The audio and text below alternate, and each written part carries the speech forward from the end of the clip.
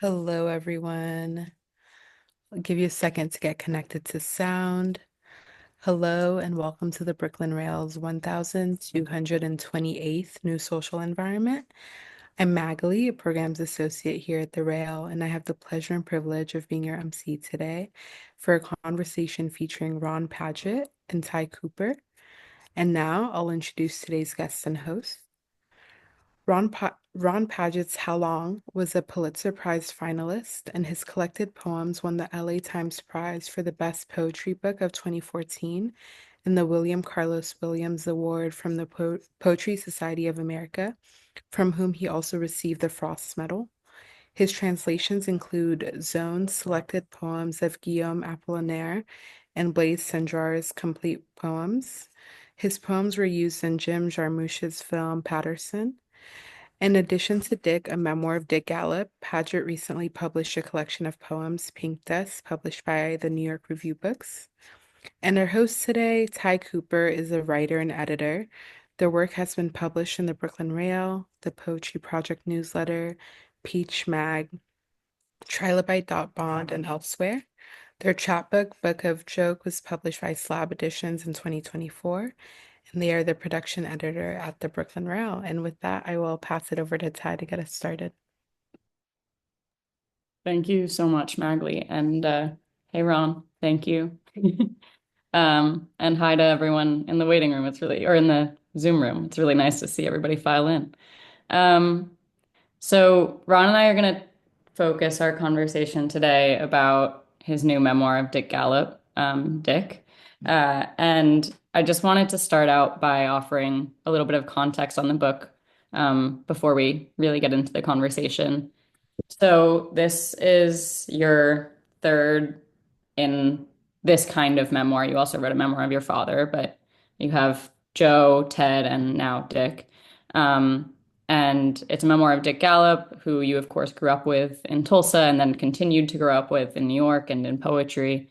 Um, and it was just published in March by Cuneiform, and it's organized into these 108 sort of vignettes. I counted them this morning by hand, so um, and all of these vignettes are made of kind of your friendship and your shared memories, and then also more kind of critical things from Dick and about him on poetry and all of those things, and then some clips from diaries, letters, some poems, and generally a really in-depth look at his state of mind over the course of his life, both as you were experiencing it through your friendship with him and then as you came to know it through research or through going through his papers after he passed. Um, and the chapters range from really short, sometimes only a few lines, like stories and jokes and laughs, things that would be really sorely lacking in a biography, because this is, in fact, a memoir and not a biography. And then, too, especially as the book goes on, much longer investigations or reports that delve more into his state of mind as he aged and sort of started to remove himself from what could be called the poetry scene. Um, and before we get into it, Ron, I think now might be a great time for you to read that excerpt we talked about. Why this book? Oh yeah, yeah. The Ty asked me to read the first little note that begins this book. Um, it's called "Why This Book." In the commentary on the so-called Tulsa School of Poetry, that is Ted Berrigan, Joe Brainerd, Dick Gallup, and me, Dick remained, even while he was alive, a somewhat recessive, shadowed, mysterious presence in the background. This vague impression of him, a result of his reluctance to put himself forward as a personality and of his eventual withdrawal from the poetry world, has continued into his posthumous life. His death not only removed his physical presence from the world, it also signaled to me the beginning of the erasure of the very memory of him, except among those who knew and admired him. As his lifelong friend, I was unable to bear the thought of the effacement of such an extraordinary person and poet. I hope to give him the credit he deserves for his books and for the powerful influence he had on Ted Berrigan and me as people and as writers, as well as on the other writers and artists who knew how good he was. It's time to bring Dick Gallup into the limelight where he belongs. So that's how the book opens. Thank you, Ron. Yeah. And then I think if we can take down the slides, we can all just hang out for a little while. So hearing that and thinking about this memoir and then also your other two, it's very much comes across as like a process of remembering, but also making sure other people are remembering these people who were really important, not just to you, but to poetry, and who made really great contributions. And this book especially feels really key to making sure that Dick's recession from the poetry world, so to speak, doesn't create a recession from it now, that his work stays. And I wanted to know how this book felt different from the others, how writing it felt different, even just in the time during which you wrote it. For example, both Ted and Joe, those books came out 10 years after Ted and Joe passed. And I'm wondering how this book felt in comparison. Well, let me say to start off that I never intended to write memoirs of my friends. I never in a million years had that as an idea or a plan. It just happened. And when I wrote the one about Ted, yeah, Ted had been dead for quite a while, and there was really very little chance of his being forgotten because he made such an impression.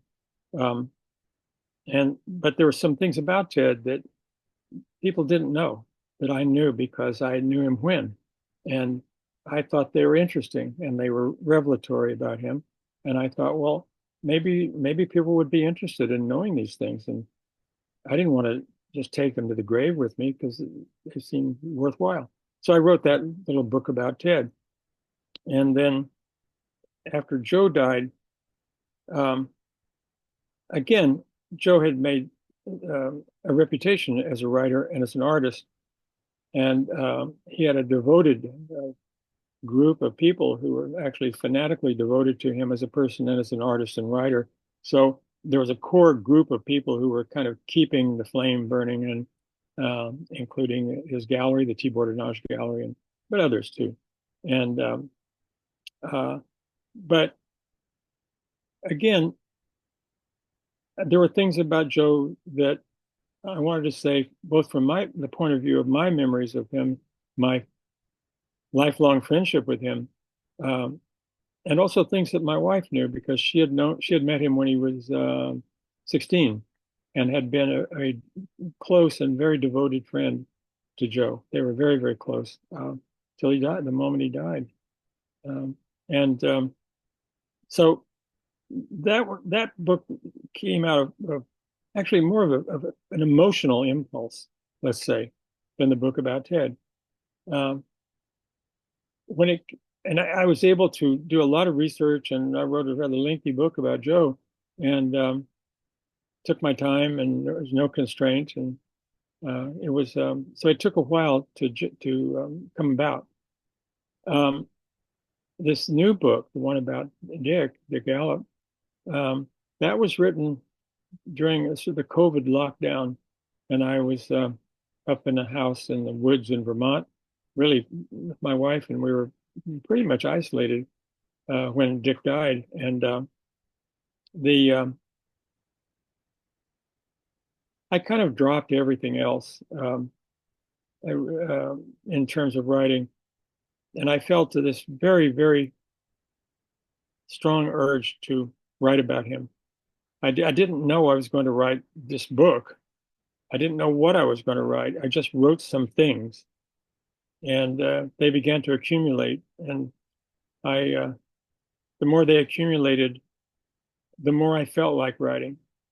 And I think, honestly, I mean, I say that my aims were altruistic. The thing I read to you, it says, it's time to give Dick his due, and it is. It certainly is.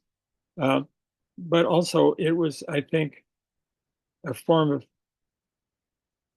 a way I found to handle the grief I felt. Um, I'm actually not very good at grief, and I just found his loss to be difficult for me. And writing this book kind of, it's as silly and it's a cliche, but there's some truth to it. It kind of kept him alive in me. Uh, Not that I needed to do that to keep him alive, but it reinforced him in me. And I just felt, as I thought about him and reread his work, I kind of, it was almost as if I could pick up the phone and call him from Vermont and talk to him in San Francisco, which we did often. And then I quote finished the first draft of it.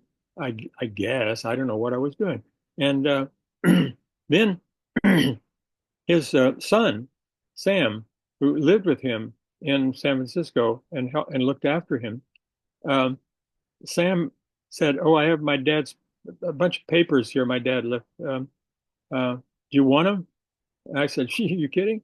Yeah. So he shipped me 5 or 6 really large cartons of material, some of which were books, Dick's library, because Dick did keep certain books that were important to him, but a lot of journals and uh, teaching diaries. He taught poetry in the schools to kids, and he taught at Naropa, and he taught at the St. Mark's Poetry Project. He was a teacher too, and it kept all these detailed notes.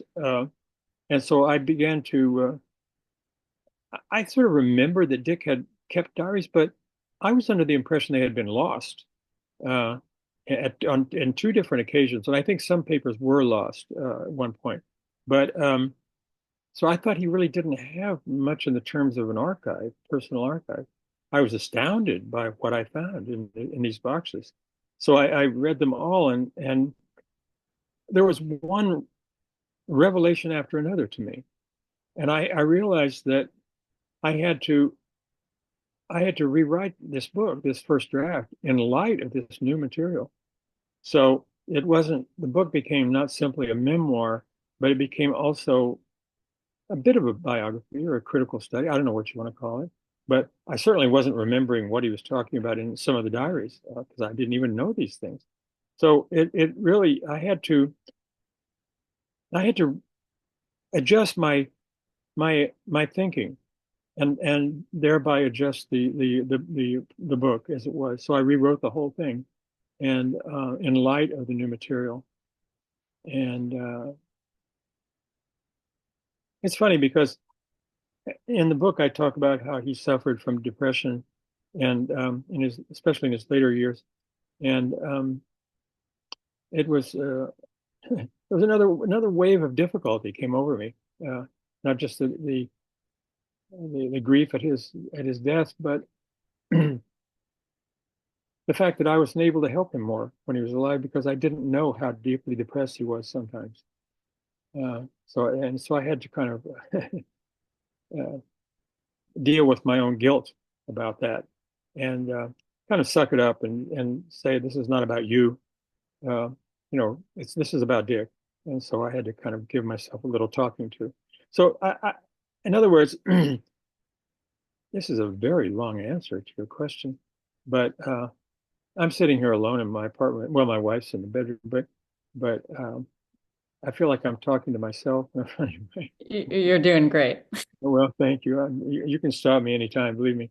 But I will. What was I saying? Oh yeah. This is the end of this long answer is to say this book felt very different to me, and I mean you know I don't want to rank my dead friends in the order of their importance to me. I think that's a really disgusting thing to do, and I don't feel that. I don't feel I love my 3 friends in different ways, but the it's going to sound weird, but the book about Dick means more to me than the other 2, and that's like saying, oh well, I love my son, but I kind of love my two daughters too. That I don't mean it to come across like that. And maybe it's just the recency of it. And I think that may play into it some too. Is it it's the latest thing I've done. And but I worked on it for over 2 years. And not day and night, but I thought about it a lot and I rewrote it a lot. And so I put a lot of time and effort into it, but I put a lot of my life into it, say my involvement, my thinking. So in short, this book means a lot to me. I hope people who look at it can find some value in it, and because Dick is Dick is really really an interesting person to think and to know about, and his poetry is. I think it's going to be another revelation, not to me but to the public, uh, if and when they read his collected poems, which a collection which is being assembled as we speak by Anselm Berrigan, and I think he's about 95% done with that project, and I'm hoping to see that come out in the next few years, and it will really be proof of the claims I'm making in this book. Yeah, the poetry that I have been able to read is really astonishing, especially because I think as someone who spends a lot of time with the poetry of you and Ted and Joe and Alice and all of these people, Dick's work was still somewhat a mystery to me. And then getting to know him and his poetry through this book and then through others because of it was really great. And there's so many things that you guys did together and that he says in this book that are so amazing to me. But I wanted to ask you about one specific note from a diary from 1969. He says he says every step toward ordinary maturity is taking a big hunk out of all that time you use thinking about nothing. Isn't that the job you're specifically qualified for? To think about nothing? Open up the sluice and let the word horde flow out. And I just I really loved that. But I wanted to know how you've maintained your time to think about nothing, to open up the sluice. Well, Dick was able to think about nothing. I'm not sure I've ever been able to do that. Um, we had so much in common, um, unbelievable amounts of things in common. But pardon me, there's something fundamental about our character, our personalities that's quite different. Um, and yeah, because I'm never quite sure. I think I know what Dick meant by thinking about nothing, but and especially in terms of growing up and writing. But I think I kind of operate in a different way. Um, I say that not knowing how I operate, but I'm sure that I don't. When I think of the idea of thinking about nothing, I don't see anything.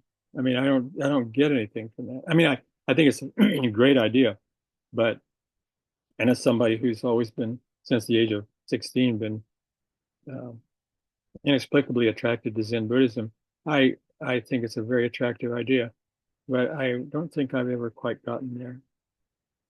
That's a very elusive answer to your question because I really don't know the answer. I think it's sort of an elusive question. I think it feels like trying to see the insides of your eyelids. Anyway.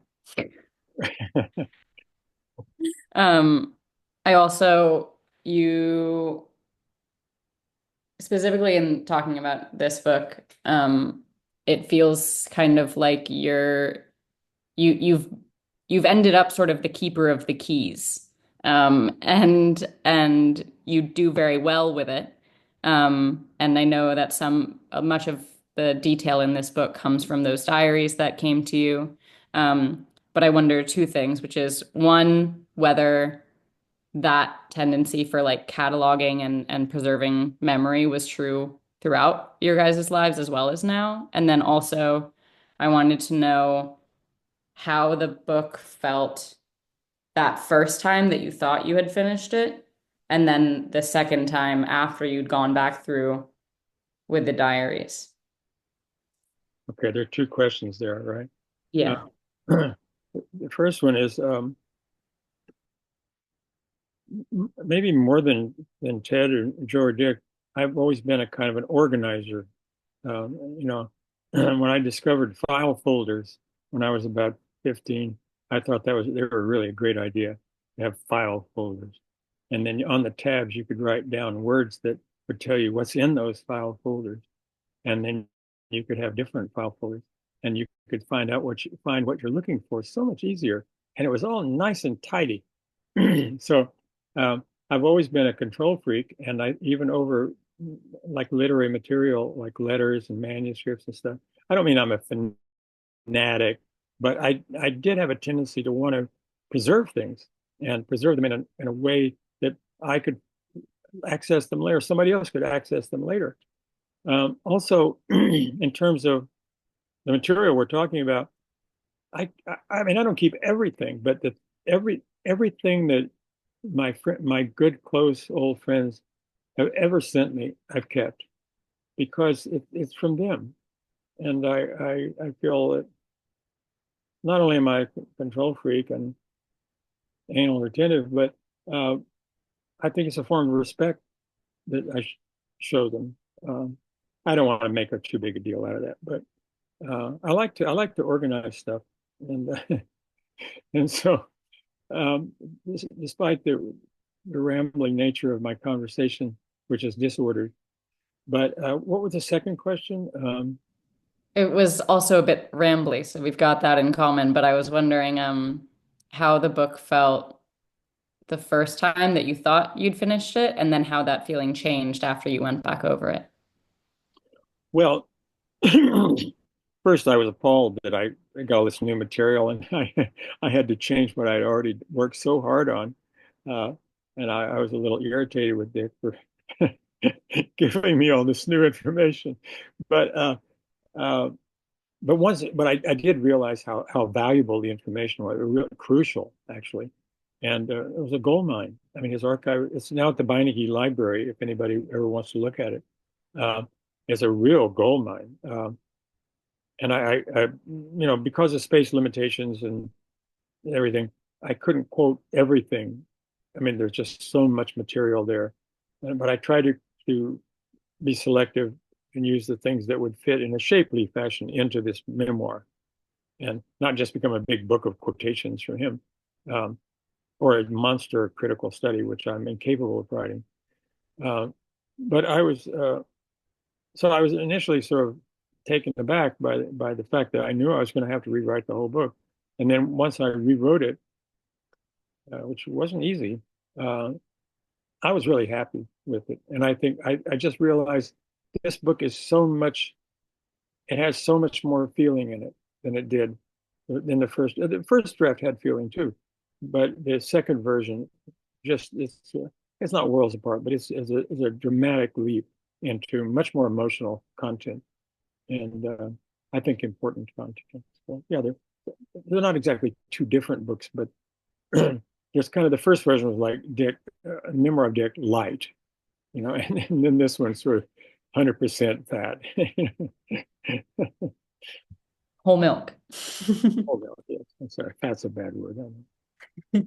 Um, I you said that like that writing this kind of felt like you could talk to him, like you could call him on the phone. Um, and I was watching an interview with you a couple from like the other day from a number of years ago. And in it you said that you felt you were finally old enough to feel like you could write without someone looking over your shoulder, like without feeling like all these people were over your shoulder. And I just feel like that must be really different when you're writing a memoir about a friend of yours whose opinion you really cared about and who it comes across had really intense and really stunning things to say about his friend's writing. And I'm wondering what it feels like or how you do or don't feel sore or tender about having maybe someone over your shoulder while you're writing these memoirs? Well, I actually didn't really have anybody looking over my shoulder except myself, ultimately. But I was aware of the fact that his family, he still has family alive. Uh, his his um, his ex-wife Carol and his daughter, his Christina, and his son Sam, and his sister Mary, and her daughter Melanie, who's an artist. Anyway, these are people for whom the book is going to mean more than to anyone else on earth. And I did feel they weren't. I didn't have them looking over my shoulder, but I think I was aware of the fact that I wanted to do something that they would approve of, and that they would be proud of, that they would be happy with. And but I didn't really censor myself or restrict myself very much at all. Um, and like I said, I was doing a very heavy COVID lockdown, and I was in this house isolated in the woods, really isolated for several years. And so it was very, very quiet. And virtually the only person I saw much of was my wife in the house there. So I wasn't aware so much of other people very much, because outside the window, there are no people, there's a lot of trees and a lot of animals and a lot of sky and clouds and things, but they don't talk to me very much, and they don't offer an opinion. And so I think that helped me I was in almost like a vacuum writing this book in terms of being self-conscious. It's like I can take a shower in this house, and I can walk outside stark naked if I want to, because there's nobody around. And this book was a lot like that. Uh, I'm sorry to bring up this horrible image of me walking around stark naked, but it's a pretty good analogy, I think. I was able to walk around stark naked with this book, and so because I didn't care. There's nobody there to see anything or to say anything, so it was pretty good. I liked it. Yeah, that sounds right to me. That's good. Um, I'm wondering,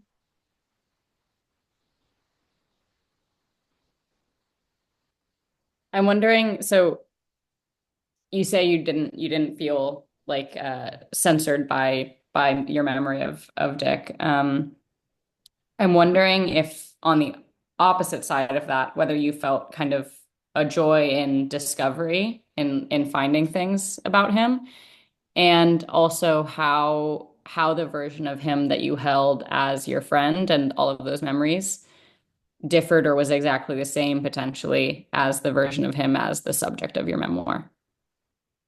I think that it was simply a deepening of understanding of him.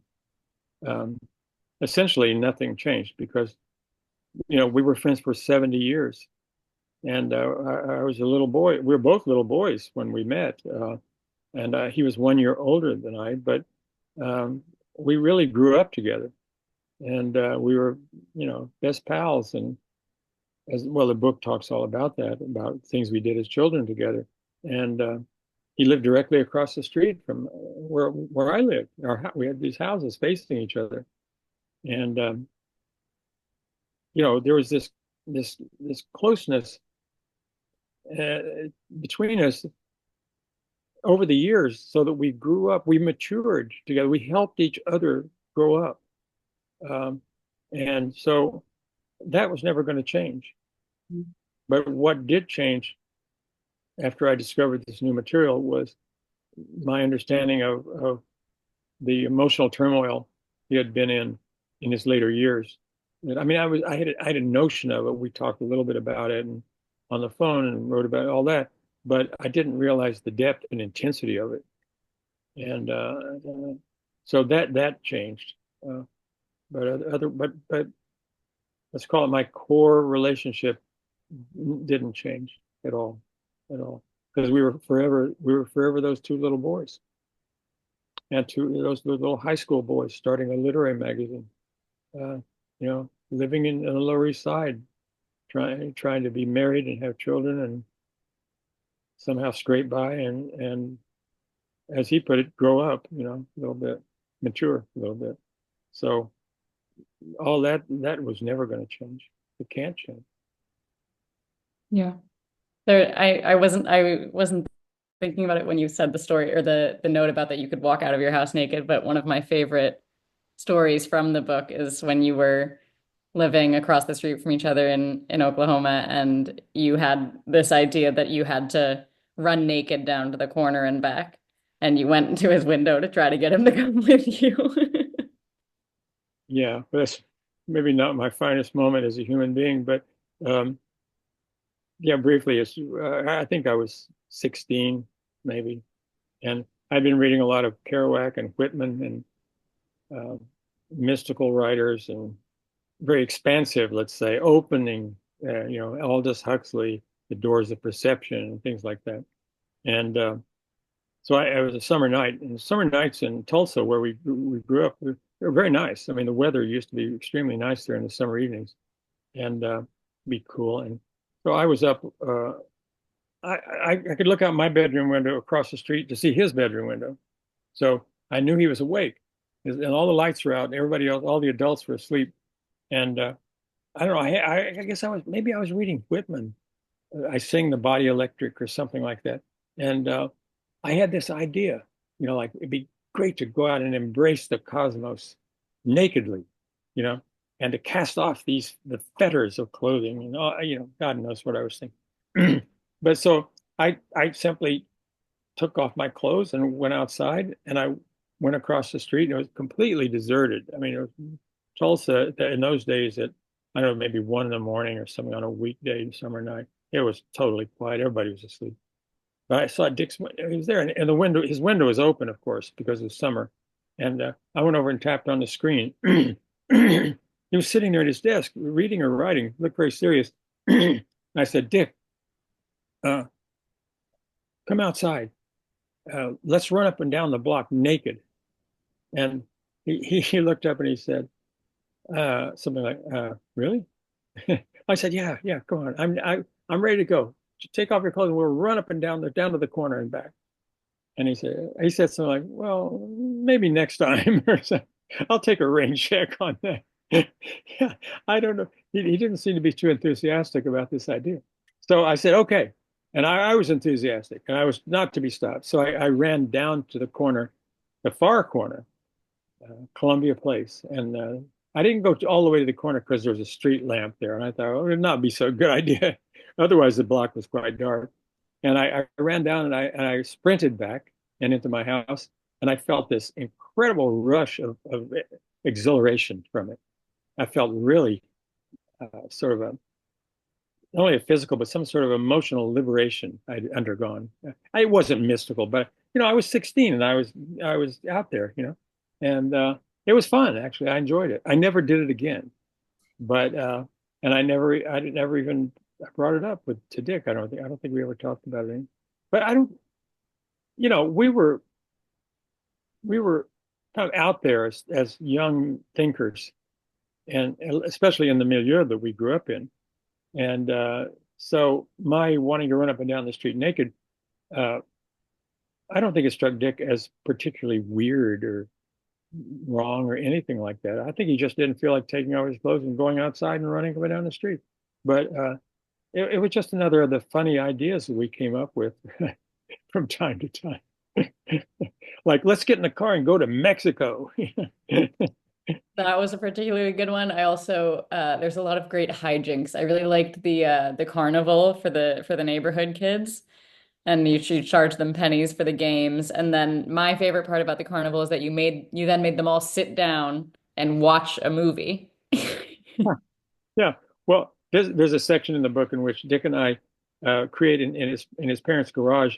We create a little carnival for the neighborhood kids, all of whom were younger than we were, except one, a girl next door to me. And so we created these games, based on what we'd seen at the Tulsa State Fair and out of the Lakeview Amusement Park, tossing rubber rings onto the Coke bottles next, and you win a prize, whatever's in the Coke bottle, you take out a little piece, etc. Throwing darts at balloons. We created all this stuff. We thought they also needed some outright entertainment.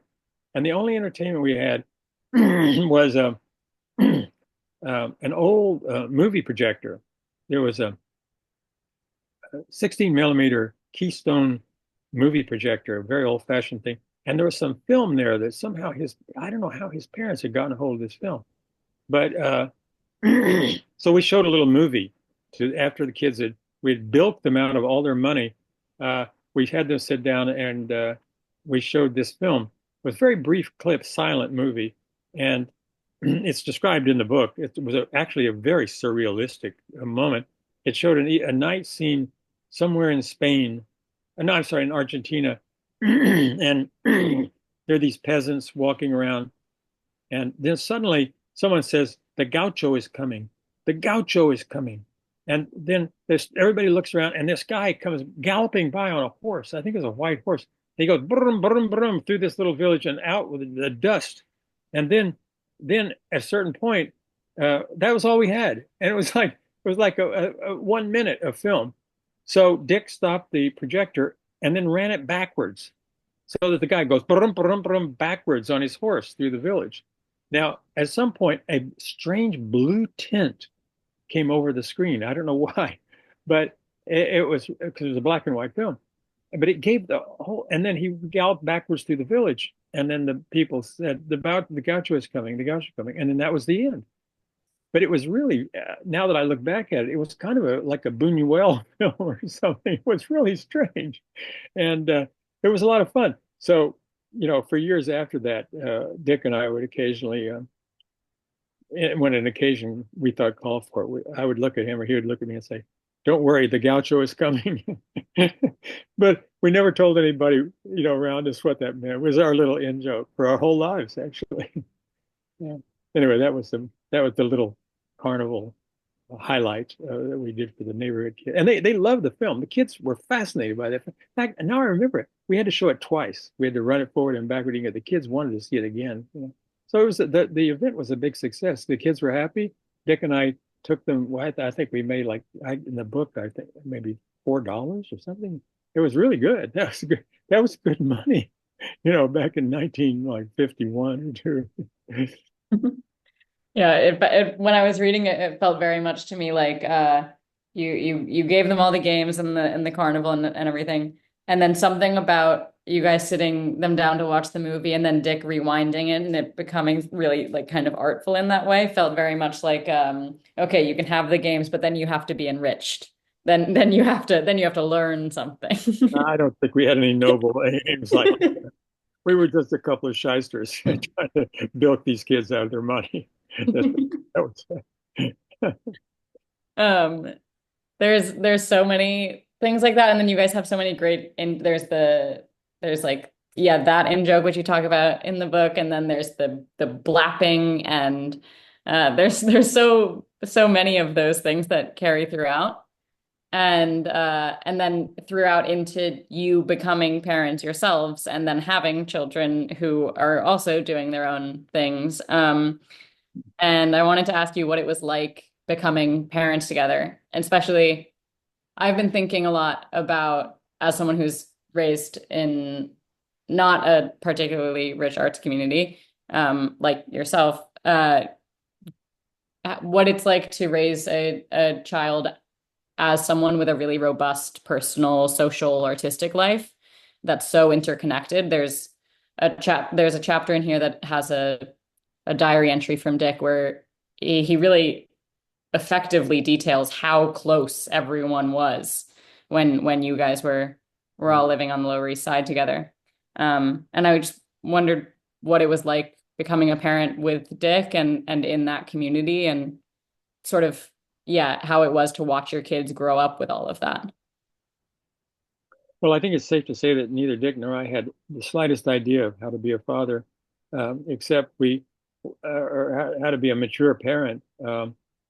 Because, but having said that, we both were very close to. Well, Dick had a child first, his daughter Christina, and then about a year later, we had our son Wayne, and so they were very close in age, and as they got to be like 3, 4, 5, they spent a lot of time playing together and were very, very, they're like boyfriend and girlfriend kind of as little tiny toddlers.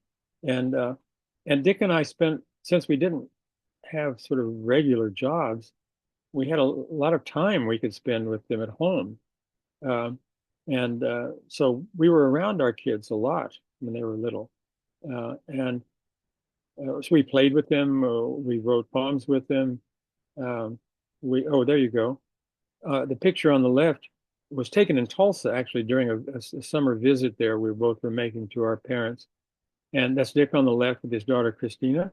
And that's me on the right with my son, Wayne. And then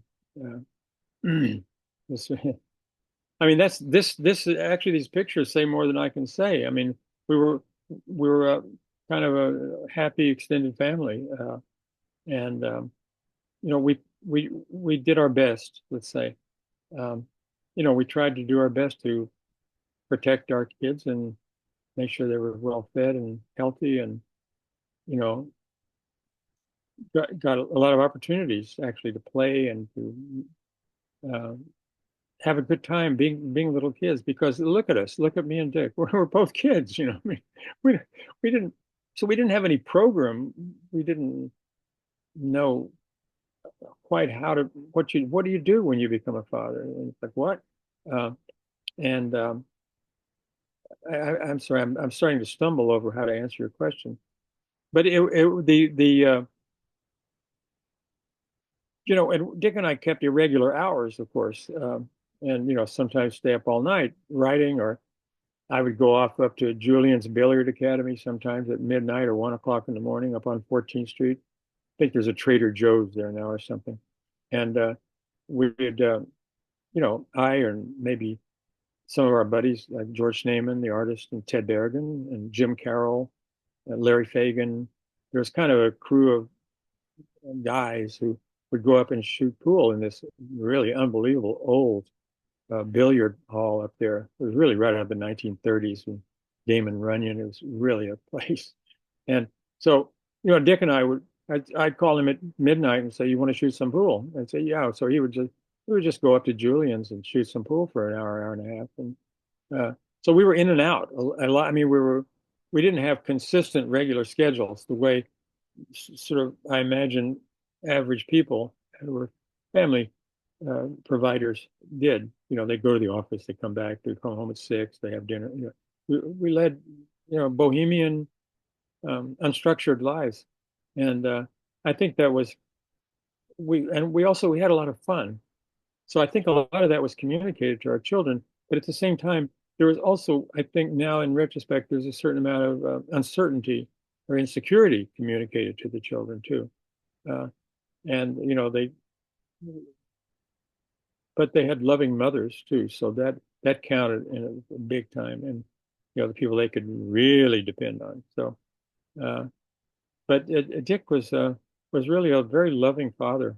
Uh, he told his daughter when she was little, he told her a continuing story every night as a bit instead of reading her a book. He spontaneously made up an epic story that went on and on and on for I don't know how many years. And he was really good at it.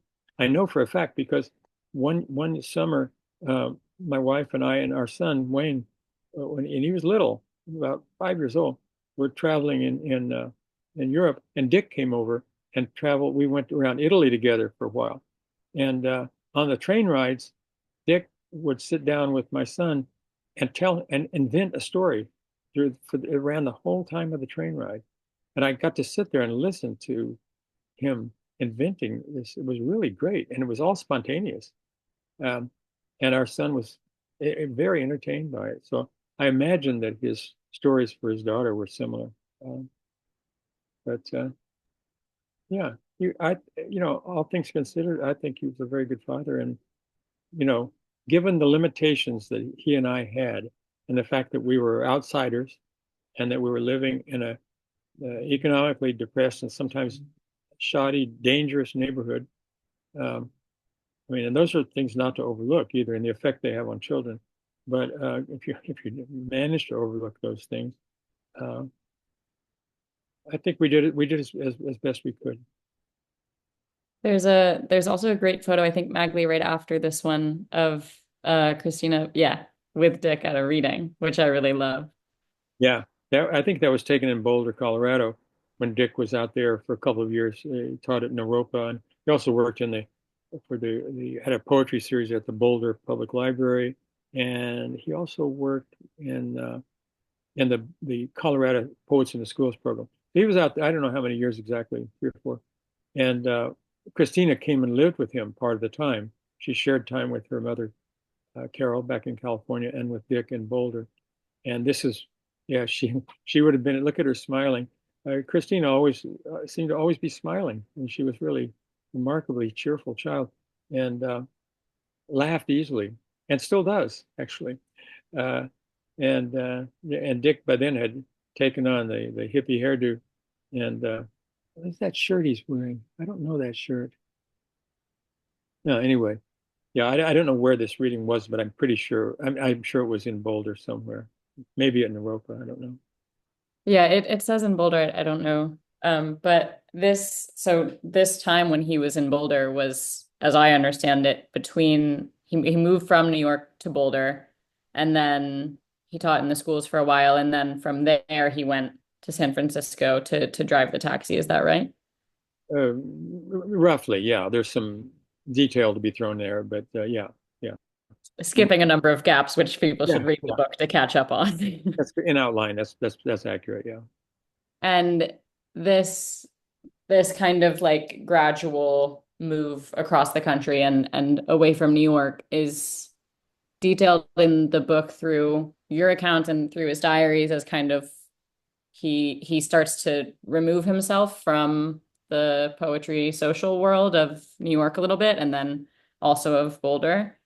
Um, and through his diaries and things that he said to you, it becomes very clear that much of, or at least some of this remove had to do with like what you call a social recessiveness, and then also his feeling sort of frustrated with and sometimes despaired by or disinterested in the socialness or like the need to perform a certain socialness in the poetry scene. Mhm. Um, and that's something I still think about a lot in the current poetry world and thinking about the balance between the work and then being around and having your friends and being at readings and doing things like that. And I just wonder what you think about that, both through the eyes of Dick and through your own. Well, I'll speak about Dick if I can. Yes, he found increasingly over the years, he found certain, I hate to use the word aspects, it's just such a vague and bad word, but certain aspects of the poetry, let's say, community that didn't appeal to him. Um, uh, I mean, he remained friends with a number of people and poets that he had known here, uh, and he had very good memories of some of the people here, and even a few in Boulder. So he didn't entirely alienate himself or withdraw entirely from all these people, but there were certain aspects of the poetry world at that time, at least the downtown poetry world. God, he would never gotten near the uptown poetry world, but uh, in fact, I'm going to read a poem later of his about this very subject. Um, he just found it distasteful and uh, insincere or careeristic or phony or too much or too ambitious or he had there were various things like that he didn't like. Uh, for instance, he grew to dislike the fact that when you give a poetry reading, you're increasingly expected to entertain the audience, and that's even more true today, I think. At least as what I've seen. My experience now is limited. I don't go out much, but um, Dick didn't want to be forced to be an entertainer by the conventions of the poetry readings as they were developing, and he wasn't histrionic. He wrote poems that were oftentimes very serious and even difficult, and he wanted to just read them in the presence of people and not be forced to feel the pressure to entertain or amuse or be performative in some way. And at the time he was withdrawing, performance poetry was just getting started, and there always been poets who perform more than read, and Rachel Lindsay, go back to her, and then later like Allen Ginsberg was very good at performing, and others. Um, and by the way, I'm not knocking performance. By the way, don't get me wrong. I'm just saying that Dick, it wasn't what he wanted to do, and and he refused. He refused to be a part of it uh, because deep down he had integrity, and he followed his own the dictates of his integrity. And one of those said, I'm not going to be part of this. I'm not going to be part of it. Is the poem or rather, there's a great video of Dick reading Above All the Trees. Above the tree line. Above the tree line, above the tree line, which really it's got that in it for sure. That's not the poem I'm going to read now. Okay. And then I am aware that we're running up on time, which I knew was going to happen and then immediately forgot about. But I think as kind of like a closing question, I want to know, you talk a lot about in the book about your shared experiences and what you learned from Dick throughout your life. And I want to hear a little bit about those things, but also whether you had any revelation is such a big word, but any new discoveries as you were making the book, that felt like you were continuing to learn from him. Well, at the risk of repeating myself, I simply learned more about his inner life, and as it had as it had developed over the last 20 or so years of his life, things, as I said, his depression, his also his attempt to deal with what he called the catastrophe of his quote professional poetry life, that he was sometimes had to deal with the fact that his withdrawal from the poetry world had been kind of catastrophic for his own feeling of himself as a poet, and he wondered about that, and uh, I because he was very introspective and extremely thoughtful and very smart about himself, but I just didn't know the depth of all those feelings and how deeply he had gone into them. Uh, and Oh, by the way, go back a little bit, would you, on that slideshow? Can you do that? Yeah, you want to go back to the George Neiman Well, that would be okay. Yeah. or where? Well, no, go back to the one before it there. You had it for a while. The one of you at the reading or this Yeah, one? yeah. This was this is a reading at the Museum of Modern Art. Three poets. The blonde woman with the glasses there is Lita Hornick, who was an extraordinary publisher, a wealthy uptown Park Avenue woman who was really far out, and she sponsored books, a magazine called Culture, Kulchur, and Culture Books. And she was a art patron and bought Andy Warhol, and she knew Andy well. And anyway, she published she paid for this series to take place at MoMA, and this is a reading that John Ashbery is at the podium right now, but I think Dick on the left had just finished reading, and I had read too. So the three of us were on this program, and I mean, Dick did not envy anyone, and he had one of the earliest understanding and best understanding of Ashbery's work, for example, of anybody I knew. And you can see the look on Dick's face as he's taking in John's elusive wit there, that he's really into it. And between us is my son, Wayne, reading a Roadrunner comic book. Because again, as I said before, with a picture of us with the kids on our shoulders, we tended to take our kids everywhere, even to we subjected them to poetry readings. Anyway, go to the next slide too. I know time's about up here, but this No, this is a a portrait of Dick done by George Schneemann, and it shows bingo up there on the upper right. That's a version of the cover design that Joe Brainerd did for Dick's play, The Bingo, that Peter Sheldall published back in the day. And but the words written on it are Dick's words. He wrote those on there. Even this sort of convoluted "Esta la vita mia." It's kind of a mashup of Spanish and Italian. Um, but it's a beautiful portrait of Dick, I think. Really nice. And there's a chapter in the book that I think is just called Coincidence, where you mention that Dick and George, I think, died on the same date. Yes, they did. Yeah, yeah. And then Joe and George were born on the same date. Joe Brainerd and George Schneemann were both born March 11th. Yeah, different years, of course. Right, yeah. Well, it makes it easy to remember their birthdays and their death days too. So I guess that's an advantage. I don't know. And before we go to the audience questions, do you want to talk about any of the other photos that we have? There's actually, I actually kind of would like, yeah, Magley, could we go to the very beginning?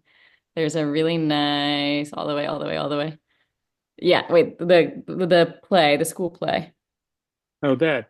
Yeah, this is an 8 by 10 photograph I have of taken of a school skit that Dick and I took part in at Kendall Elementary School in Tulsa, where we were both students. Uh, on the far, counting from the right, the third person is me with my arms outspread, and then next to me toward the house is Dick smiling. And yeah, this is a little skit we did. We had to sing a song about tomcats trying to get this feline cat out, the female cat out. Come out, come out, come out, my pretty kitten. It's me, your boyfriend, Tom. And then she says, "Not meow." It was one of those cutesy things. But I don't know. I guess I was in about what the fourth grade there, something like that. I can still remember that damn song. Good to know the important stuff sticking around. Funny thing is, I know time's running out, but Dick said in an interview many years later that the education that we got, public school education, was pretty good. And you might not think that Tulsa, Oklahoma, back in the 40s and 50s would be a good place to get an education. But actually, it was in a lot of ways. That wasn't perfect. But most of our teachers were very, very dedicated and really wanted us to learn and were on our side. And I think, in terms of instilling basics of education, like reading and writing and things, I think they did. Dick really alerted me to the fact that they had done a pretty good job. And I hadn't really thought about it that much before. And I realized he's darn right. He was actually right. Yeah.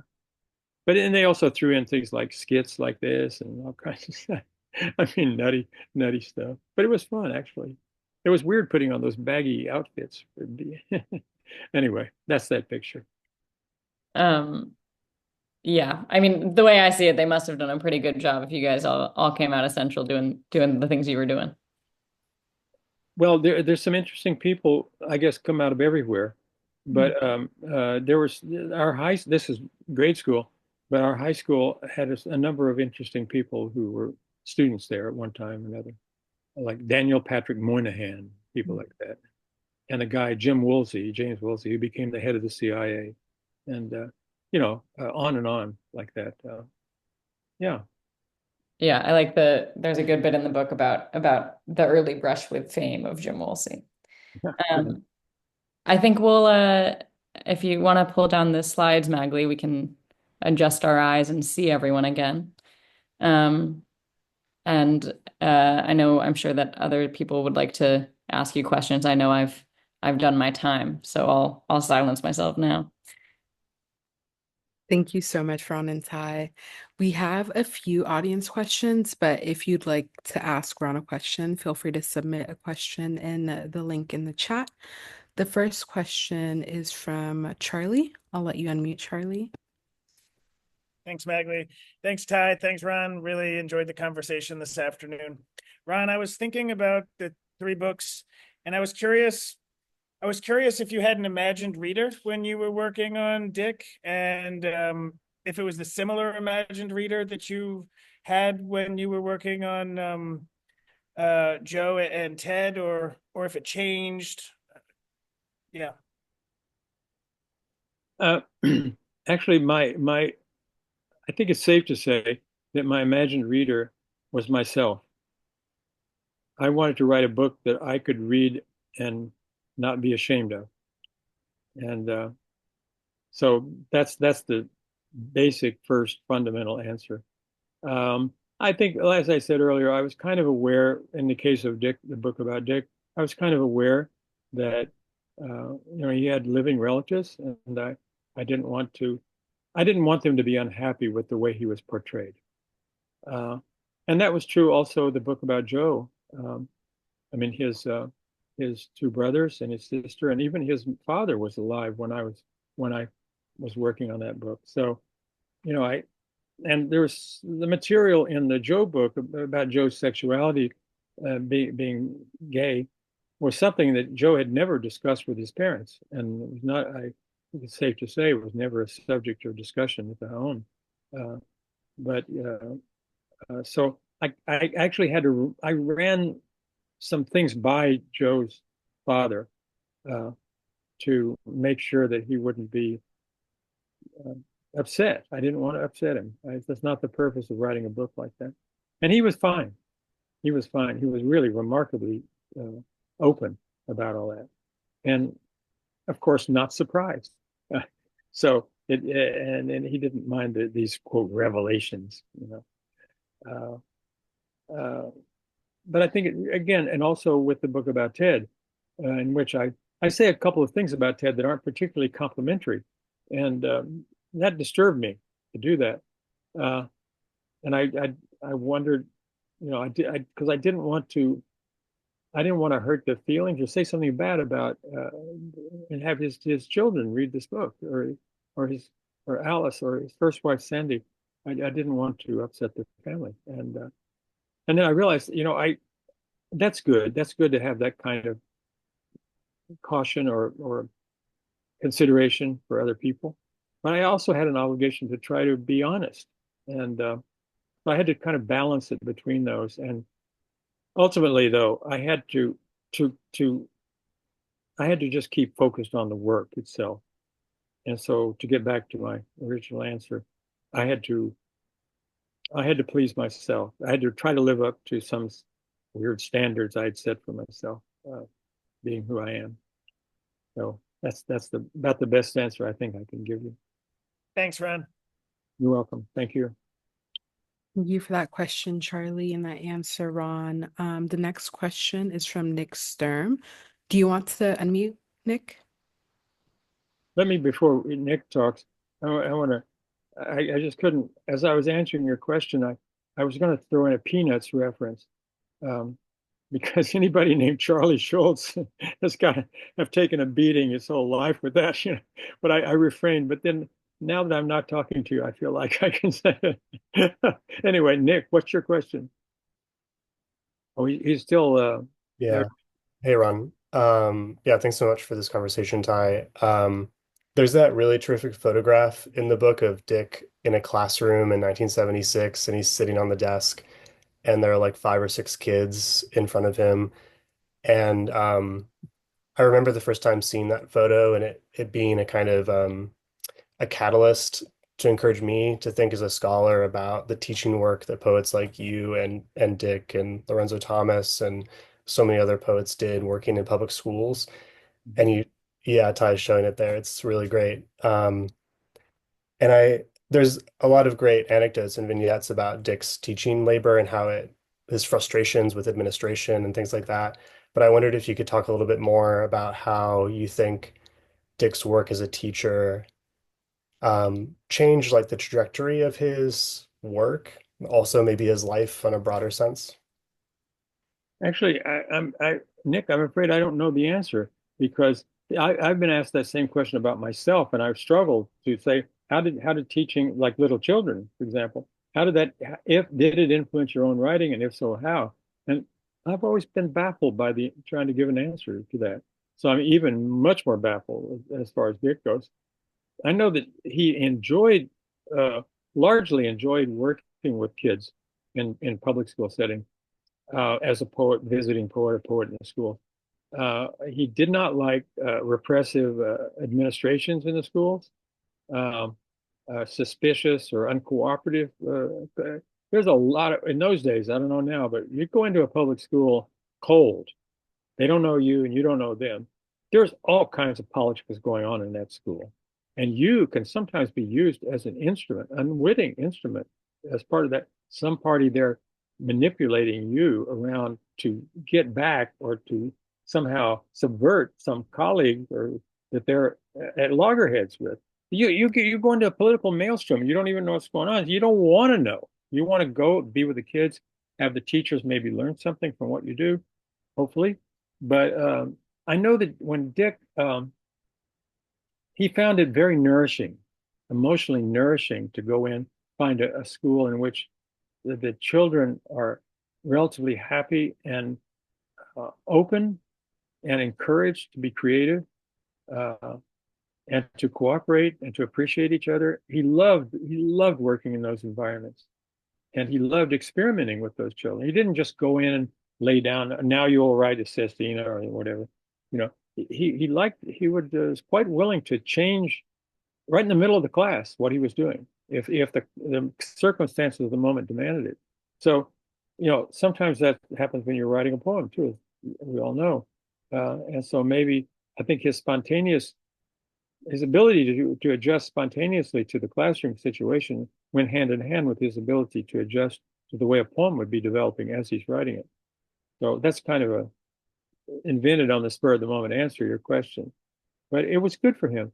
But Dick wasn't particularly good at the politics of the job, and if he would be called into the principal's office because he had encouraged the kids to say whatever they wanted, and you don't get to do that in our school. We have standards, and the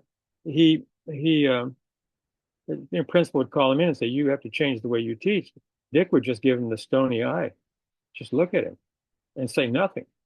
Whereas some of us who are more diplomatic or clever or devious would say, "Oh, I understand what you mean, sir. Yes, blah, blah, blah," And then, of course, we'd go back and do exactly what we wanted, but we would be able to handle the situation from a political point of view.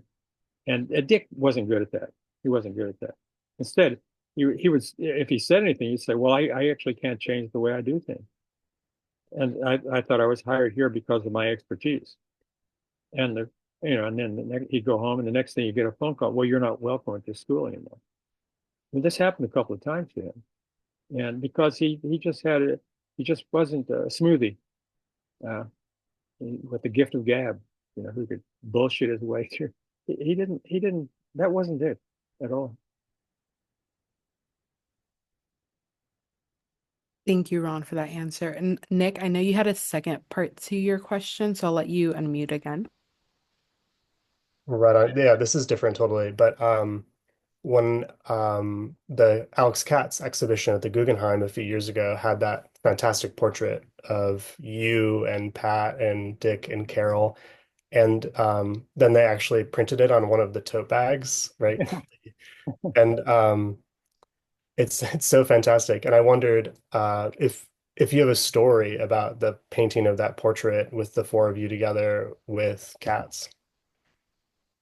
I don't have a particular story. I do remember it was a lot of fun because, we were all old friends and we got to go down to Alex's studio, which is a loft down on West Broadway, which he hadn't been in that long back then. And we said, I don't remember if Alex arranged us or what. There must have been it's symmetrical. Dick and Carol are on this side and Pat and I are on this side and everything. But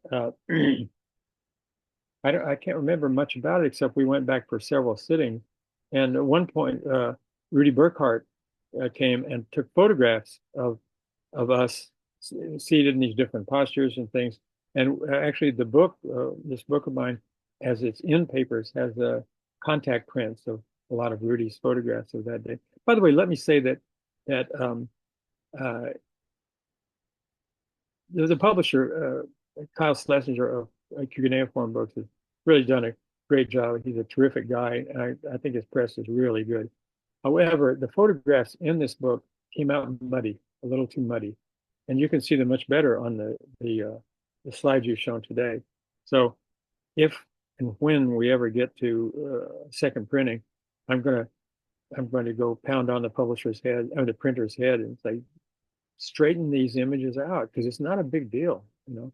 Anyway, you can see on the photographs that Rudy took that day. It was fun. It was easy, and it was always fun sitting for Alex. You know, he give you that incredibly sour look he gets on his face when he's painting. It's because he's really immersed in the work, and it was, you know, we had long admired his work long before he got the big thing at the Guggenheim, and it was kind of an honor to sit for him or for any of the painters that we admired, for George, or sitting for George, or for Fairfield Porter, or just anybody, Joe, sitting for Joe Brainerd. That was fun, and it was easy. You just sit there, you just sit there, you know, and then you get immortalized. You know, it's really great. Thank you for those questions, Nick. The last question is from Joseph Grantham. Joseph says, "Hey Ron, I recently read and really enjoyed your memoir of Ted Berrigan. I was wondering, is there a particular reason that the book is no longer in print, so hard to get a hold of? Someone should reissue it."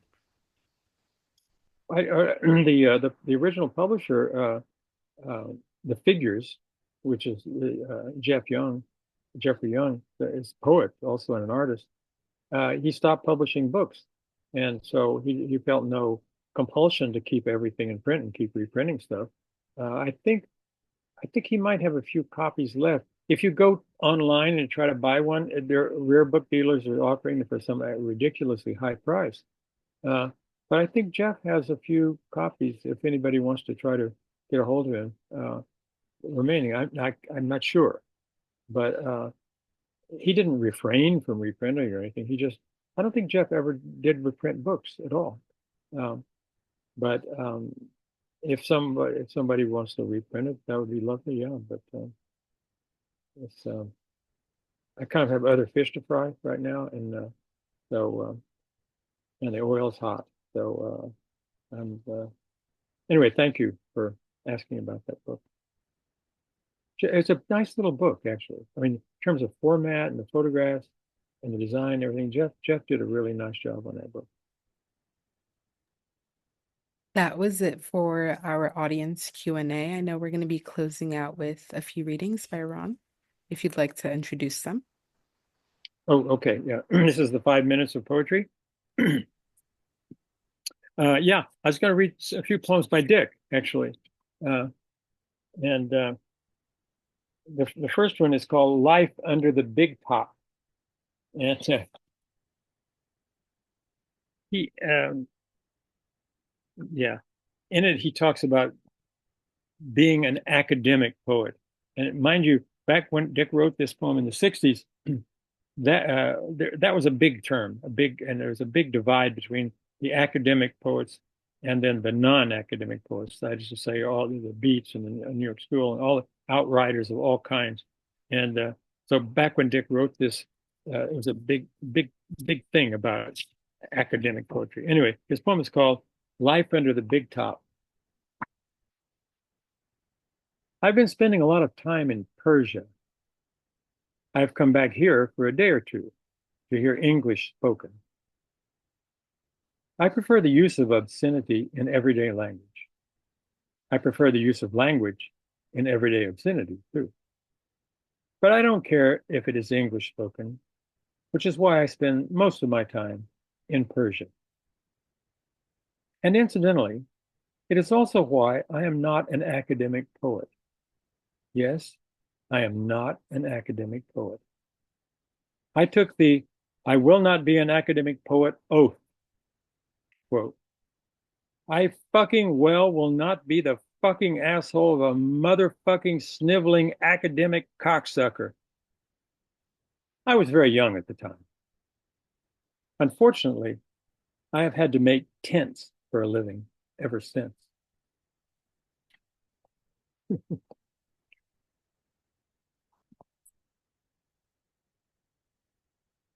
And all my all my books by Dick are up in Vermont, and I'm in New York, so I had to resort to an anthology book, which is fine. This is called The Door to the Future. Just a little nudge, he said, and then the liner docked. You came down the same gangplank the captain did. I wondered. You cried. I said hello, and you said hi. Later, in the city, we found vast excitement and several lumps of sugar. And we had coffee with sugar, and you left for South Dakota. I felt that you had stayed for only a minute. Then I knew it was finished. The lights of the city seemed to dim as I took a few steps across the airfield. You went up the same ramp the pilot did. I wondered. You said you'd be back in a minute, but the speaker said Chicago, and the pilot had a big container of coffee. After that, I didn't see you anymore.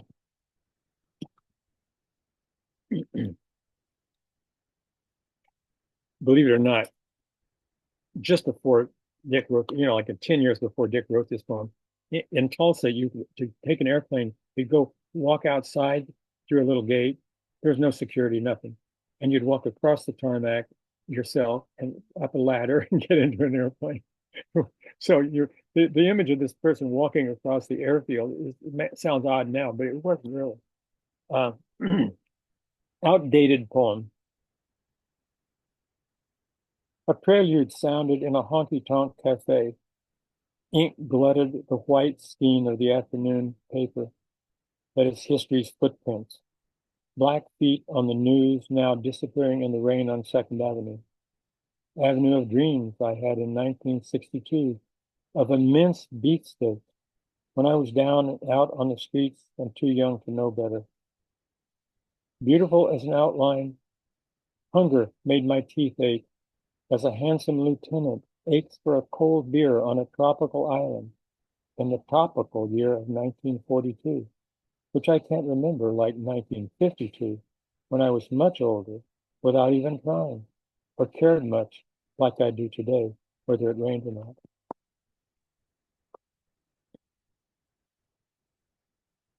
And the last one, it's called Relaxation.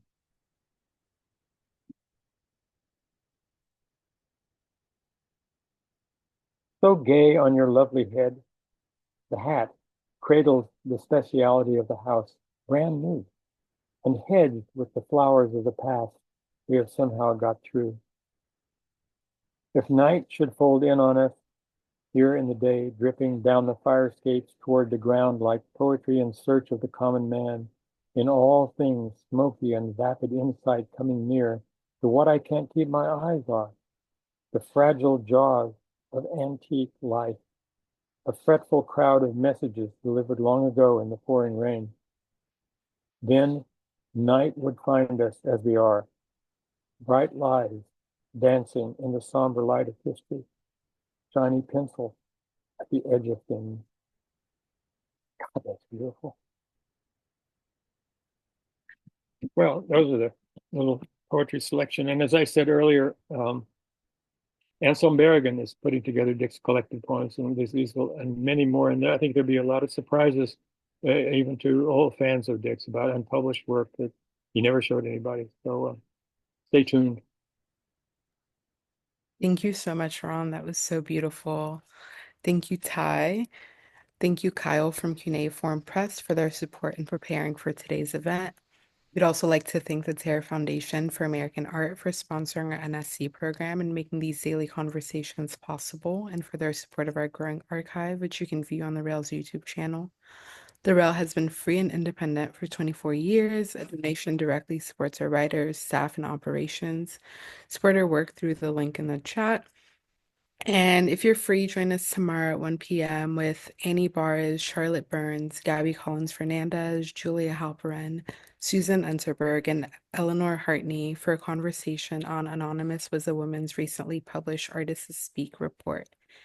And as Israel tradition, you can now all unmute and say hello and goodbye as you leave. Thank you all so much.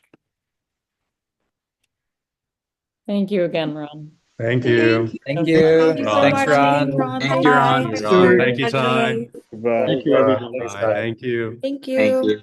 Thank you. Thank you, Ron. Thank you, especially Ty. Bye, guys.